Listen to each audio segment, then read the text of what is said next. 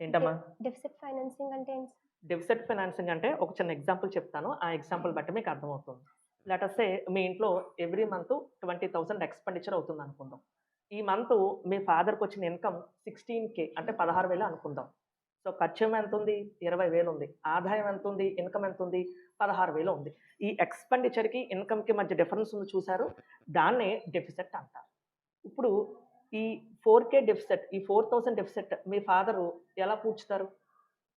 అప్పు చేసి ఎక్కడైనా అప్పు బారో చేసి చేసి ఆ డెఫిసిట్‌ని ఫైనాన్స్ చేస్తారు కదా! దాన్నే డెఫిసిట్ ఫైనాన్సింగ్ అంటారు.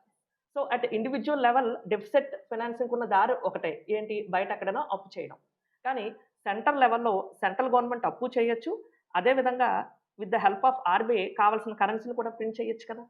కాబట్టి at macro economics level deficit financing అంటే అటు బారోయింగ్ వస్తుంది. అదే విధంగా కరెన్సీ నోట్ ప్రింటింగ్ కూడా రావడం జరుగుతుంది. Thank you. Thank you.